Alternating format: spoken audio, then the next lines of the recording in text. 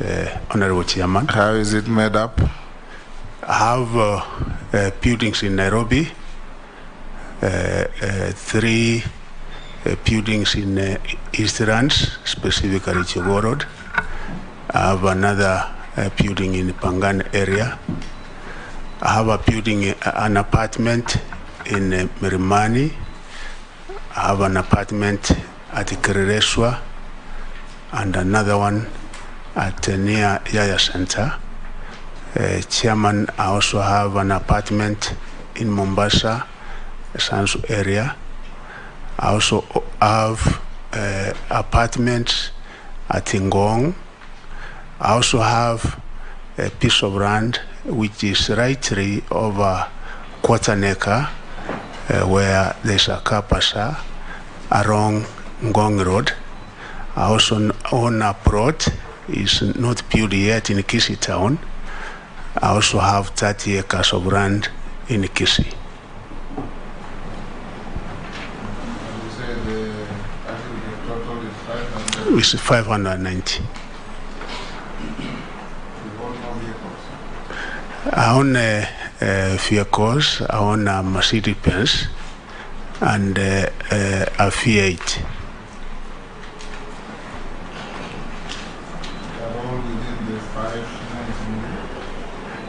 Yes. They're all within the 590 million? Yes, Honorable Chairman. Okay. Now we'll open the conversation with you by starting with yourself. 10 minutes or less. Tell us your story. Thank you very much, Honorable Chairman, plus the honorable members for this wonderful opportunity. I'm Sekir Machogo Mbaki. Mbaki is a Christian, married with 5 adult children. I was born in Kisii, and I went to a primary school in Kisii before proceeding to Nduru Secondary School, which is within Kisii County.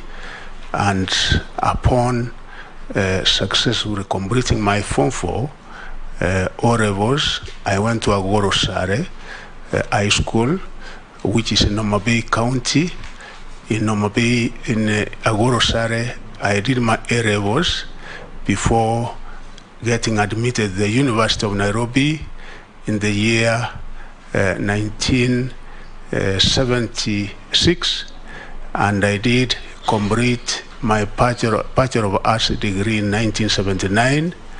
And after completing my degree in the University of Nairobi, I was employed as a civil servant, and specifically as a district officer. I was posted to Nyeri, Central Province, and then from there I was posted to Nyandarua. I worked in Nyandarua DC's office, and then after that I was transferred to Tetu Division in Nyeri District. That time they were known as districts, Honorable Chairman, currently known as counties. After that again I was transferred back to Nyandarua, Northern Division, where again I worked until the time when I was transferred to Kiambu, Kikuyu Division. I worked in Kikuyu Division, and then I was also transferred to Kirinyaga in a division known as Gichugu.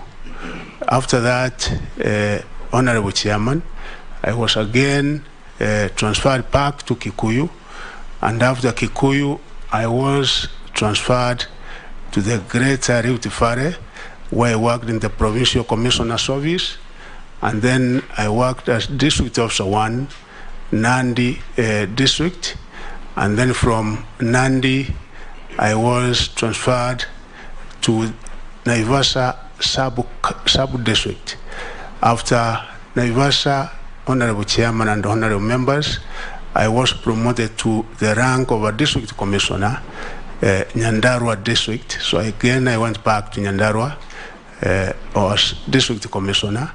I served in Nyandarua as District Commissioner for 7 years before again I was transferred in the same capacity as District Commissioner Busia. After Busia, I was transferred to Deputy Provincial Commissioner, Coast Province. After Coast Province, again, I was transferred to Wajir District, and after which I was also transferred to central government. In the central government, I served in many ministries, among them Public Service Commission. I also served in Northern Kenya and the other arid lands. I served in the then Means of Commerce, Tourism, and East African Affairs as Senior Deputy Secretary. And finally, I served as Senior Deputy Secretary, Minister of Trade, before retiring in October 2016. After that, Honorable Chairman and Honorable Members, the good people of Nyaribari Masaba gave me an opportunity to serve them as their Member of Parliament, which I served from 2017 up to 2022. I would like to inform the members and the Honorable Chair that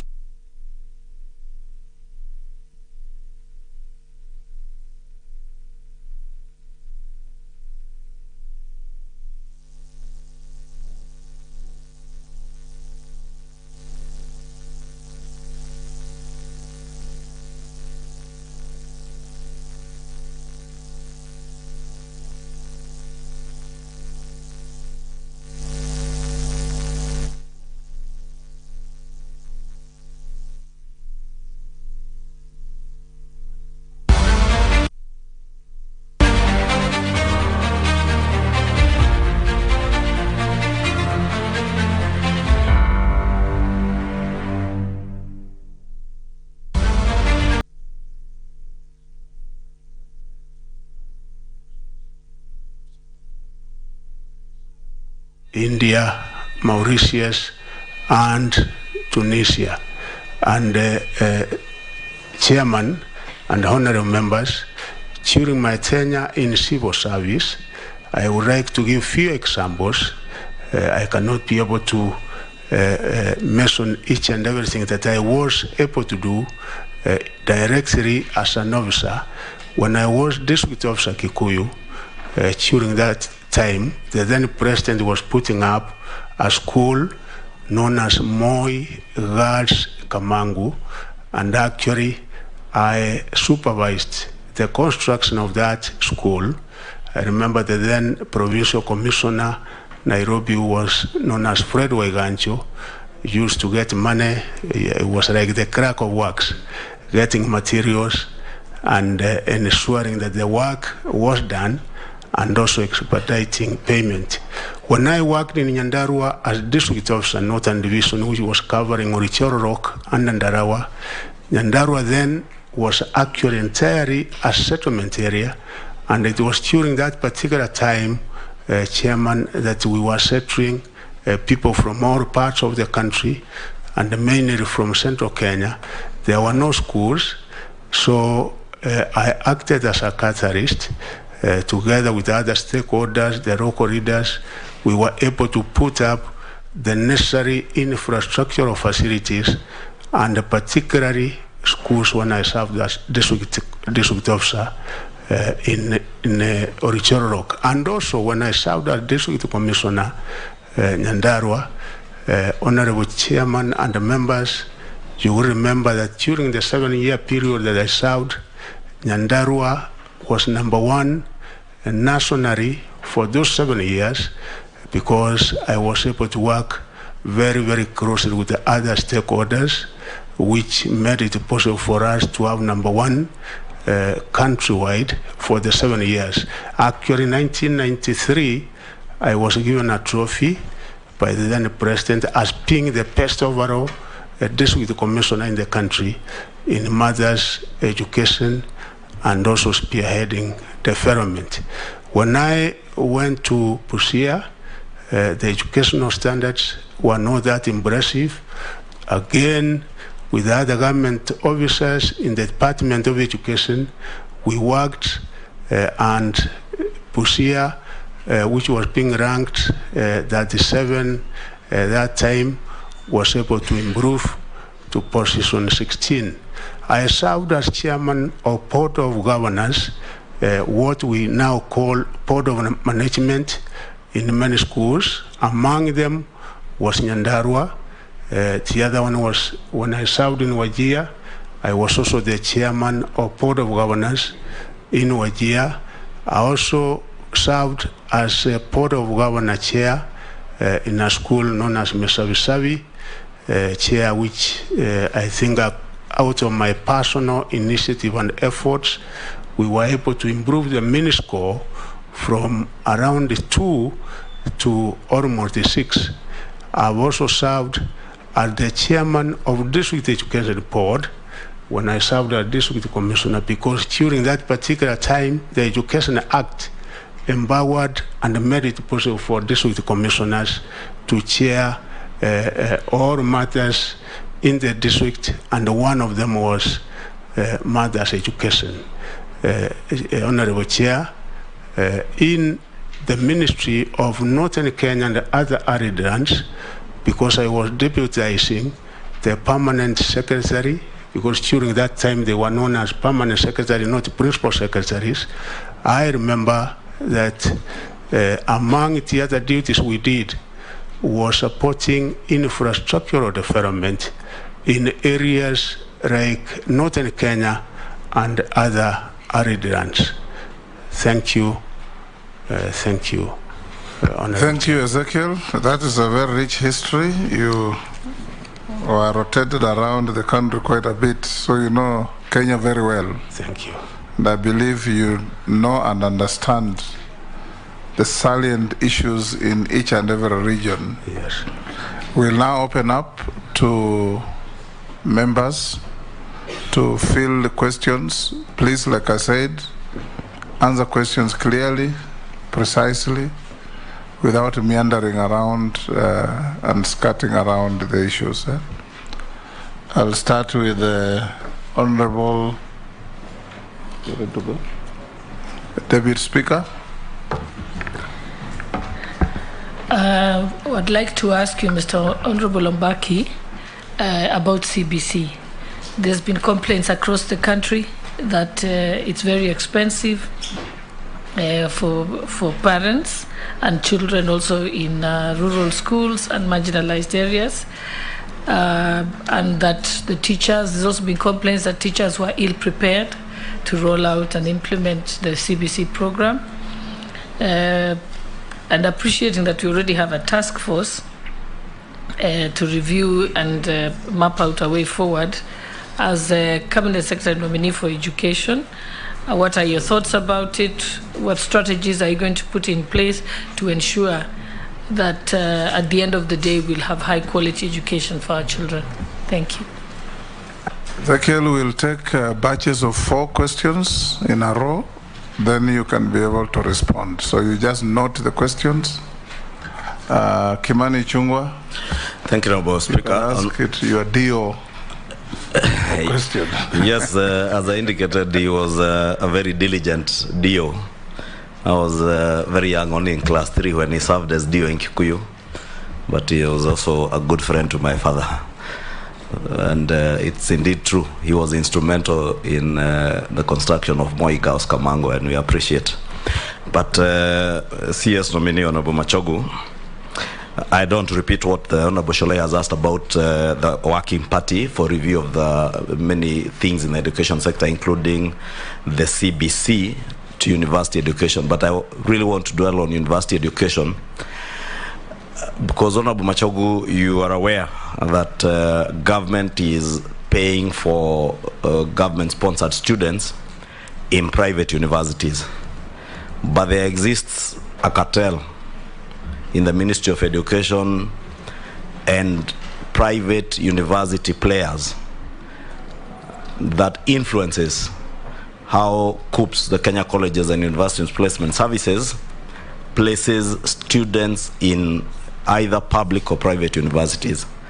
I'm sure by now you're aware that a number of our public universities, including premier institutions like the University of Nairobi, are financially they're on their deathbed. Moi University is almost collapsing. Egerton University is in ICU. If you go to Murang'a University, it has no students. Karatina University is on the verge of collapsing. Anywhere, Bondo University, even Kisii University in your own county, and these are public institutions. But they're collapsing at a time when government is spending billions of shillings sponsoring students in private universities. I would want to hear what you plan to do to dismantle the cartels that influence the placement of students in a very lopsided way. If you check your records at the ministry, maybe if approved and you settle in, you realize one private university in the last 1 year has more students placed to them than Kenyatta and Nairobi University combined as a private university. You also realize maybe when you settle down, there was a program that was called the Teacher Professional Development Program that trains teachers. Teachers are asked to pay a sum of 6,000 shillings, and I've seen there was a petition in the last parliament where teachers were appealing that this be opened up to more universities so that teachers are able to access this program in universities that are nearer to them, and in many areas, public universities. But again, you realize that program was designed by those cartels in the ministry working together again with people in private universities to make sure that one university, again, the way the program was designed was to basically favor one private university at the expense of public universities and at a great cost to teachers, because teachers are being asked to pay, and the petition, I think, was asking the government to help them with part of the 6,000 shillings, and they pay part of it and also open it up to other public universities. You can imagine many teachers in this country were trained through the teachers who taught us, UON and Kenyatta University. They were never included in this program. I would also want to hear your views on how you will deal with those.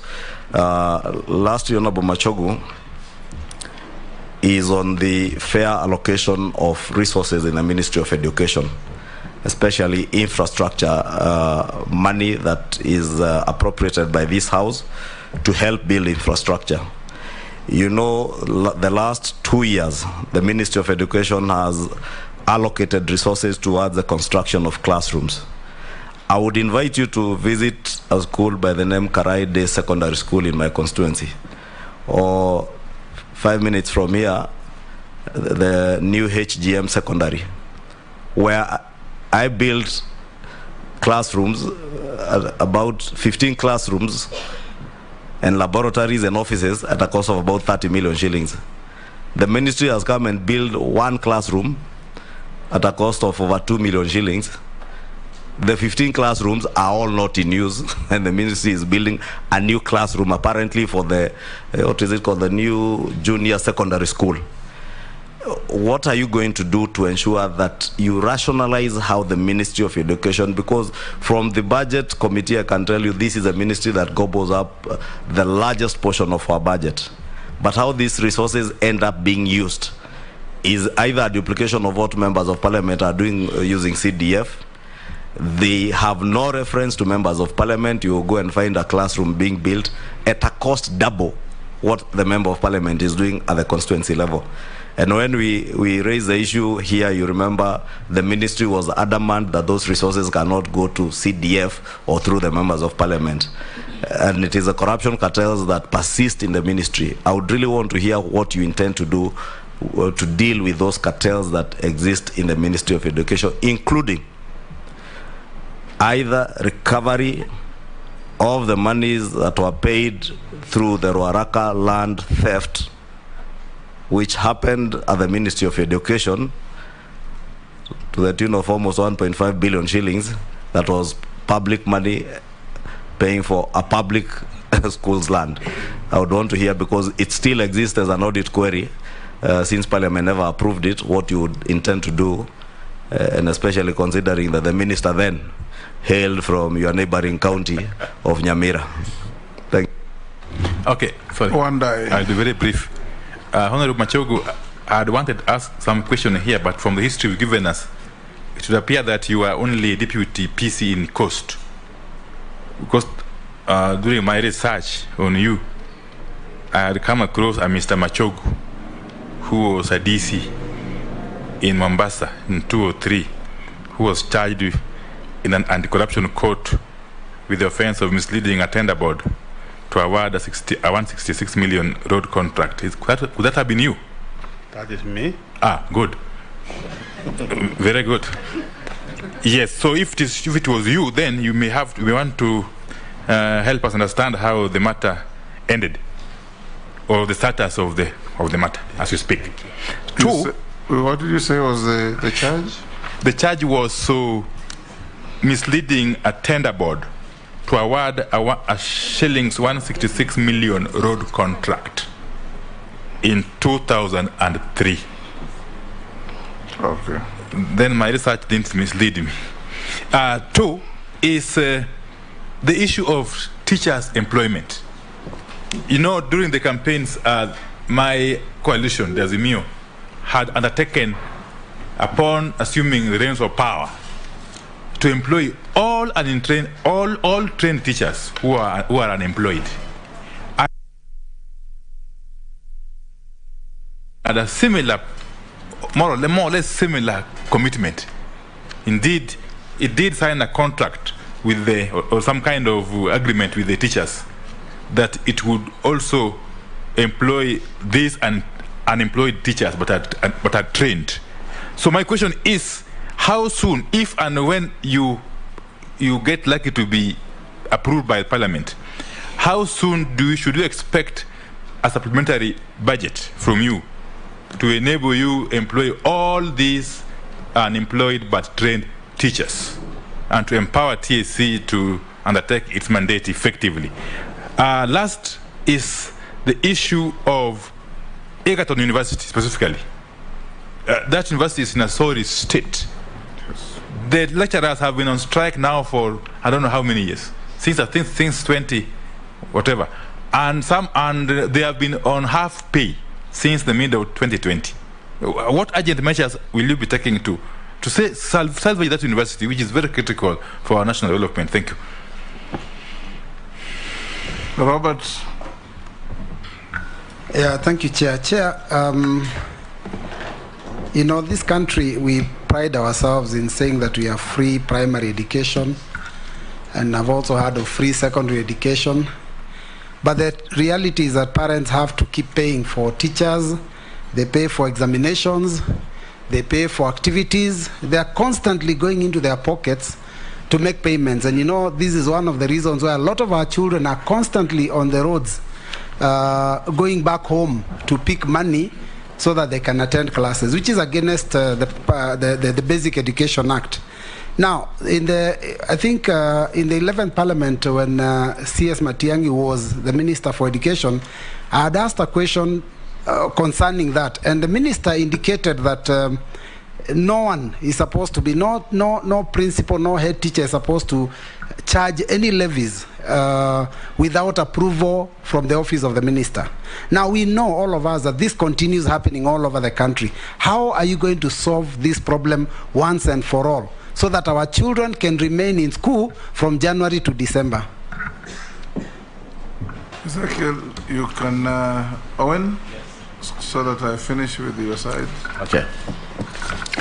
Ezekiel, I have two very short questions. One, there are a lot of secondary schools that have been built using CDF. A lot of them, probably you, when you are MP in your area, you built new ones. But the ministry, especially during Magoha's time, he refused to register secondary schools.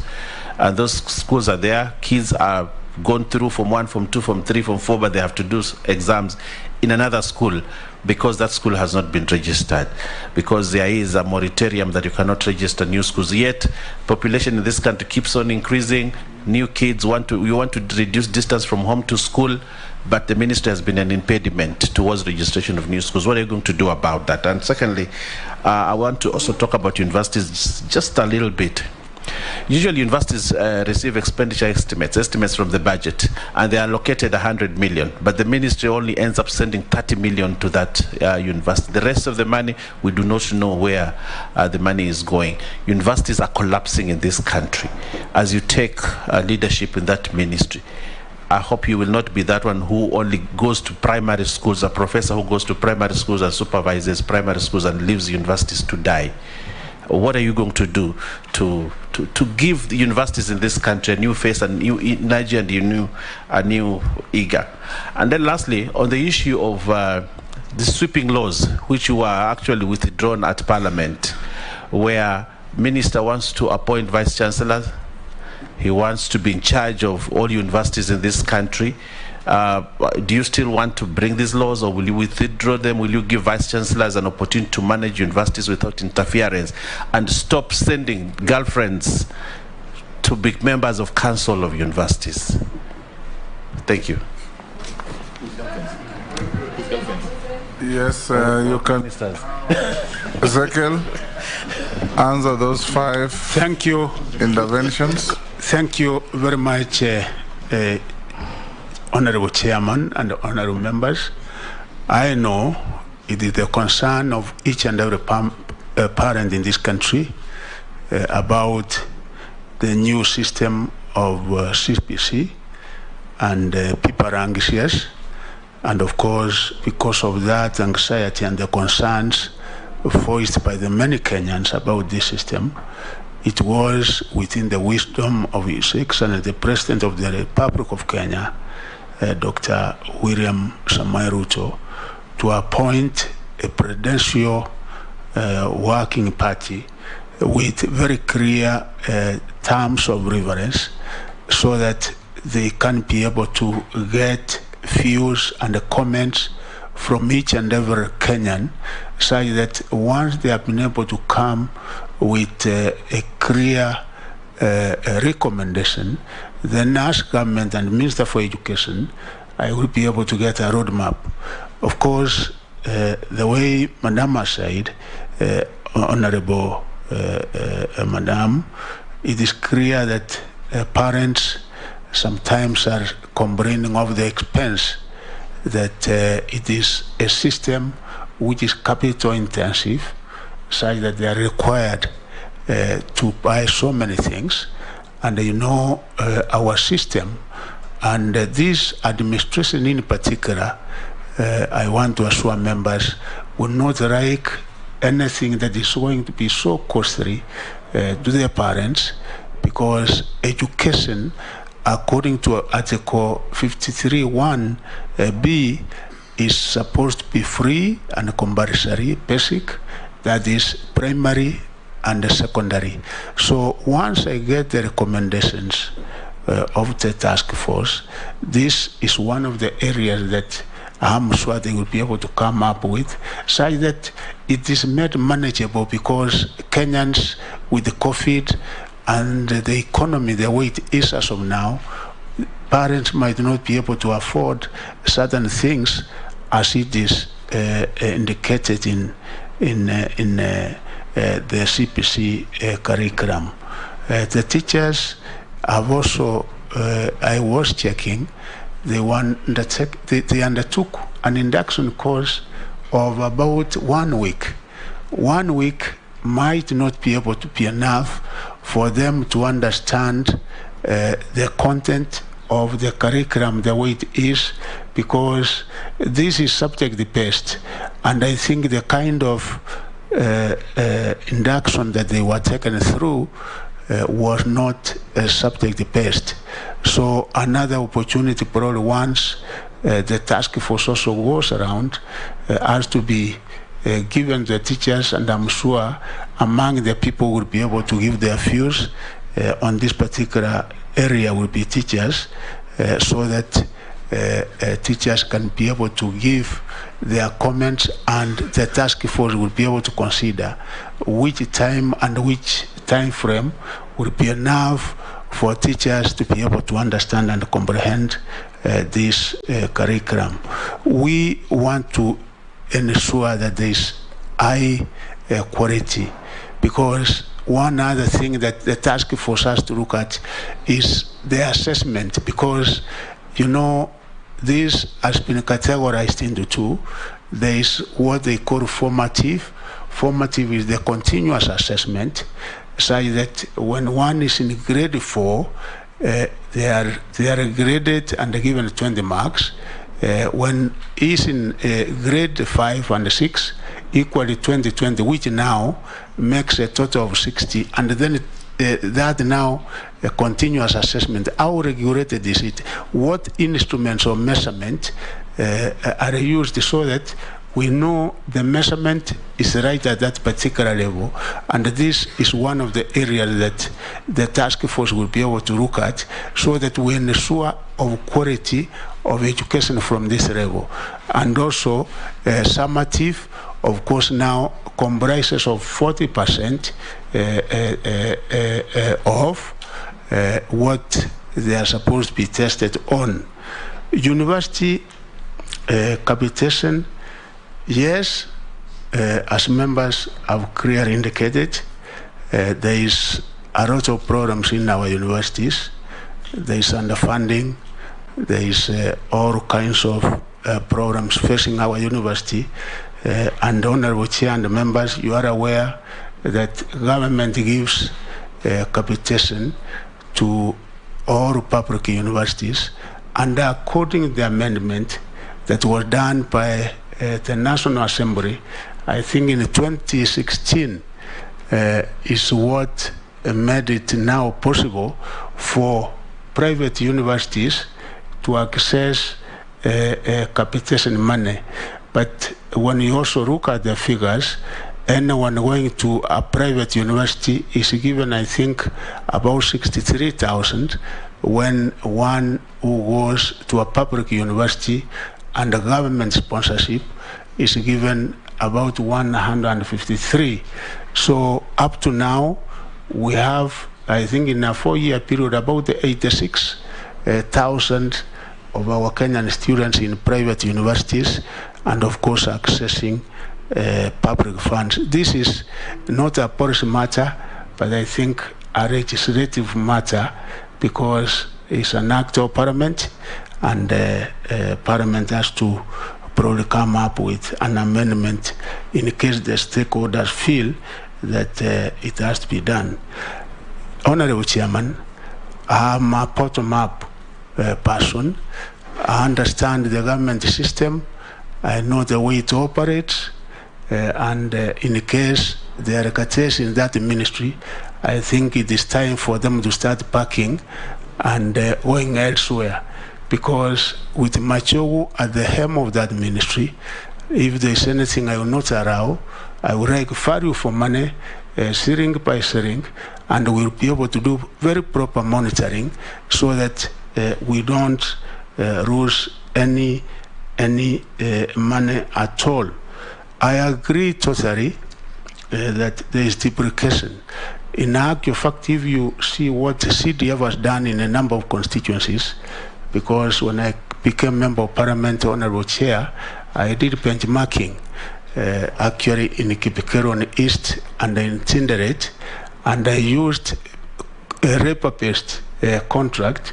So a classroom that I was doing at 600, same size, same quality, you find brought the ministry at 2 million.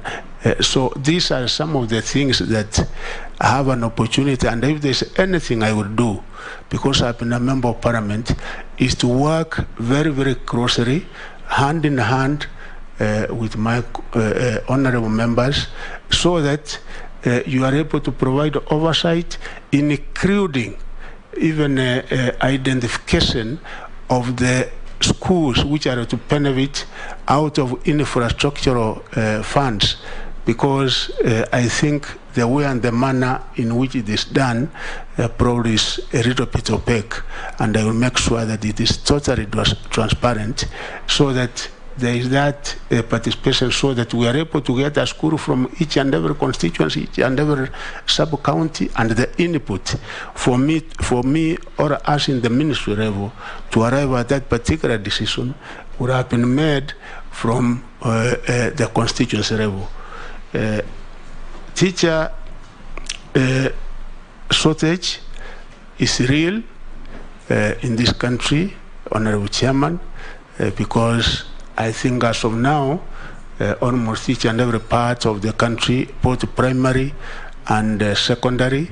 There is a serious shortage, and that's why this administration in the Education Charter has made it very clear that in a 2-year period, we will be able to employ at least 116 teachers.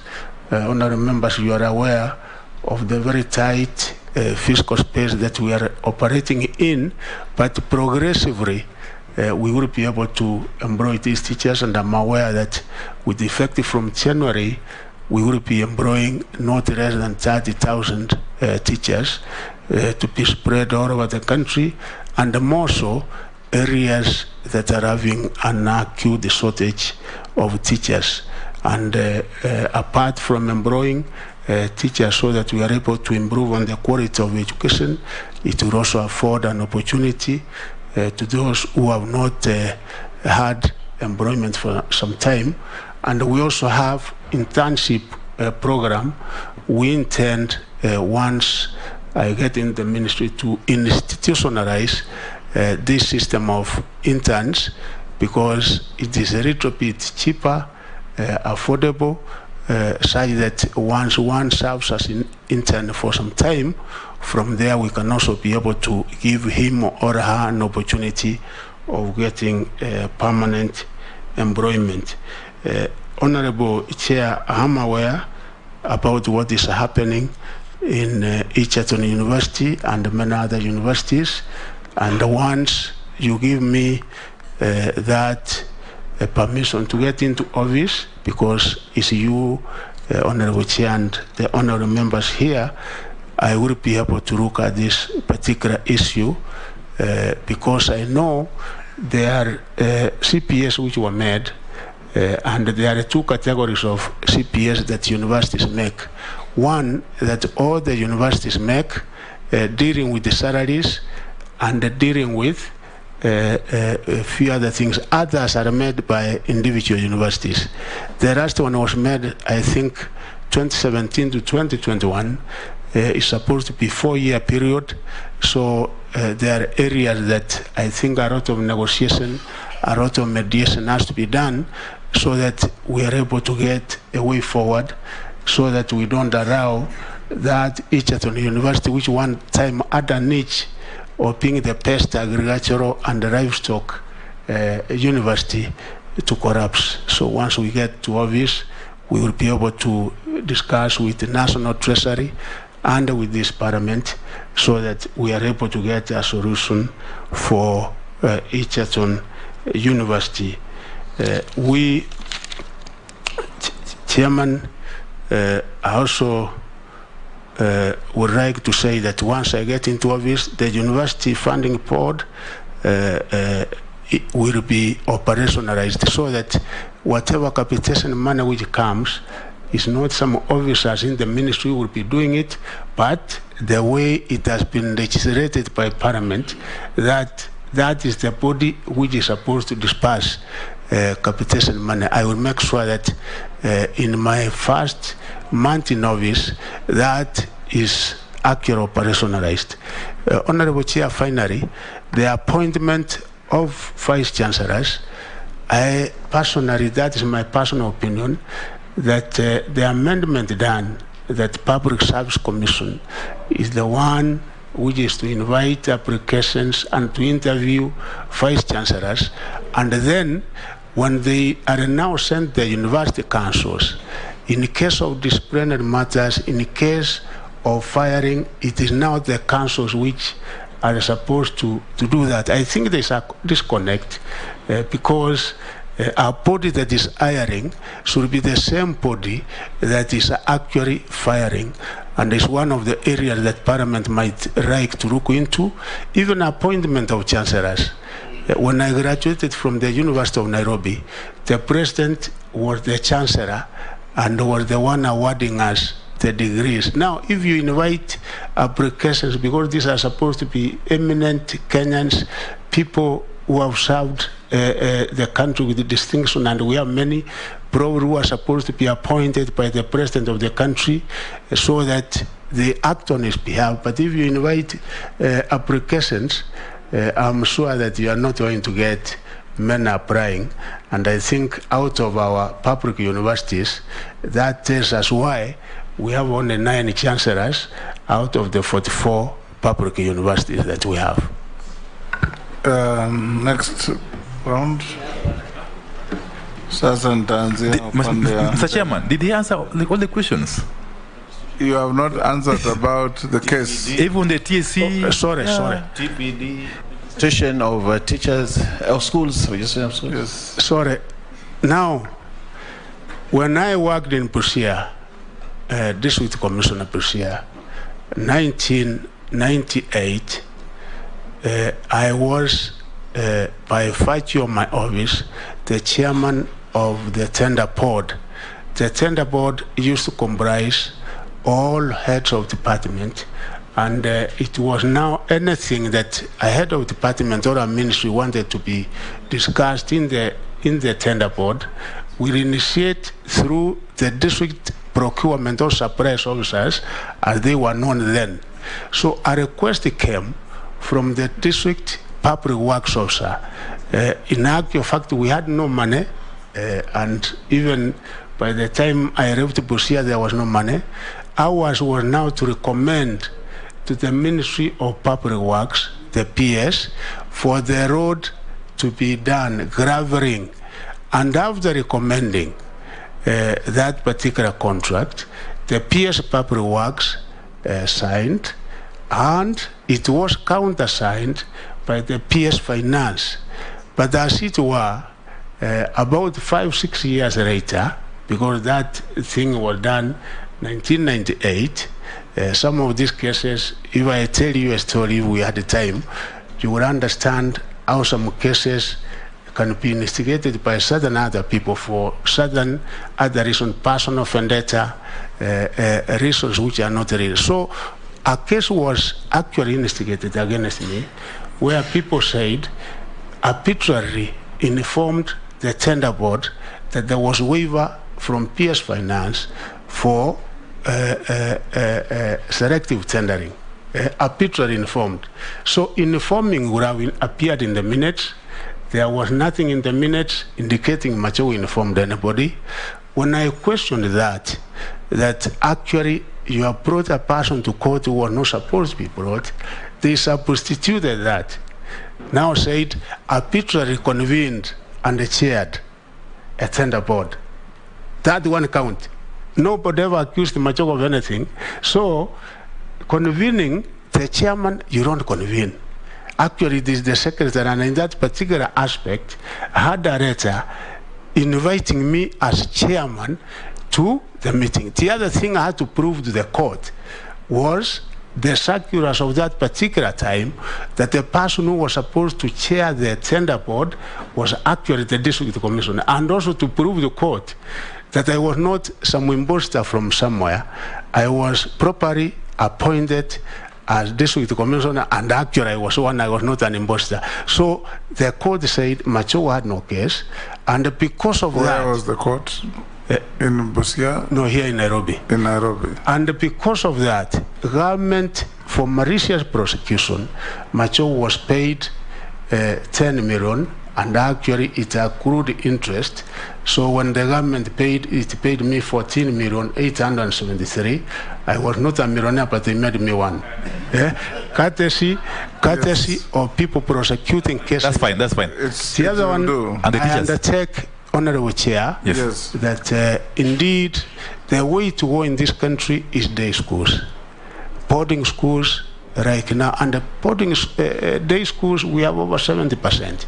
If we have to have 100% transition, we require day schools. So one thing that I would have to look into, the first month, as you allow me to get into office, is to have those schools which are not registered to be registered, because they have teachers, and we should not be an impediment to any such as a ministry. Very good. Teachers' employment. How many teachers? Yeah. We are starting You said 116. We are starting with the 30, and as the economy becomes vibrant, I'm sure I will be working very closely with the Parliament, because it is this 13th Parliament that will be able to give me funds in order to employ more teachers. But we are starting with about 30 in January, and I'm sure that the figure will be able to improve. Thank you. Now, Chairman, this time we start from Chairman. the front. No soliciting Sharia. Chairman. Yes, please. Yeah, Chairman, the question of the Mamamboga and the Boda Boda parents hasn't been answered by the Kenya Kwanza nominee. Can you repeat the question? The question was about the illegal levies, Chair, that have been levied to parents out all over the country. Chairman, yes, Chair also didn't hear the answer to the cartels on TPD, university placement, Ruaraka land. I've not had the answers, the Honorable Machogo answering. And I believe he's the nominee for Cabinet Secretary in the Republic of Kenya. Thank you. Thank you. Not Kenya Kwanza. Thank you. Once I get into office, the 6,000, because our teachers are doing very good work for our children, and actually they should be commended for what they do. One area that I will look into, Honorable Chair and Honorable Members, is this, and the 6,000, and review me that I will be able to take the necessary remedial action. The necessary unnecessary levies, Chair, I will create systems, and those structures are already there. And out of those systems and the structures, monitoring, I will make sure that indeed parents are not subjected to unnecessary harassment, unnecessary levies, and because I'm one of you honorable members, anything that it will be, anywhere that it will be happening, because I will be accessible, I will be able to get that information, if not officially from my officers on the ground, then even from the people and the members of Parliament, and we will not allow anything like that, because if it is allowed, it will then affect even the Constitution, which says free and compulsory, because this is a constitutional matter. Point of order. Yes, maybe you could advise the nominee to just be direct to answering the questions, other than I was just the microphone to advise him. So, because they are straightforward questions. Do you have the temerity to deal with corruption in the Ministry of Education? Are you able, and do you have the capacity to re-engineer the placement of students, or do you even believe that the government-sponsored students, a majority of them should go to public universities or to private universities? These are very straightforward questions. Do you believe the teacher professional development program should be going to institutions that are private institutions or supporting our public universities? It's that simple. Thank you.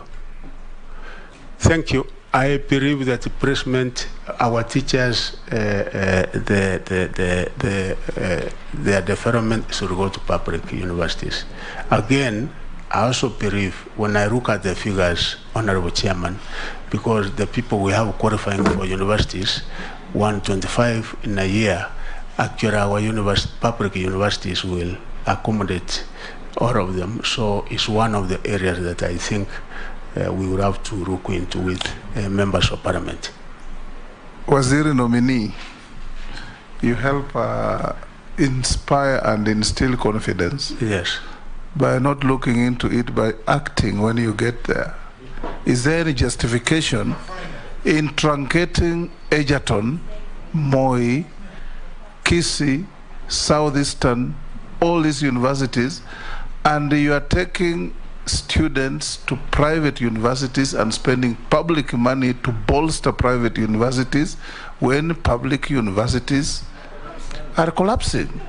It is not something to look into. It's something you have to go and act.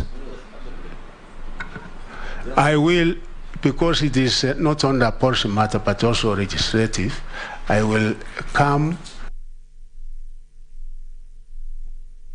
committee of parliament, so that parliament now can be able to, so that we do the amendment, and it will not be in piecemeal, it will be thorough, because I've looked at the act. Okay. We'll give now, we'll start from the front row. Mama Mishi, Daud, Posing, George, Ferdinand. One question each. Yeah, and I just want to emphasize, Ezekiel, please just answer the question. Thank you. Story Mingi Wacha. Thank you. Yes. When a question is asked, what will you do with the cartels? You don't need a story to deal with cartels. Thank you. You'll either deal with them or you'll not deal with them. Thank you.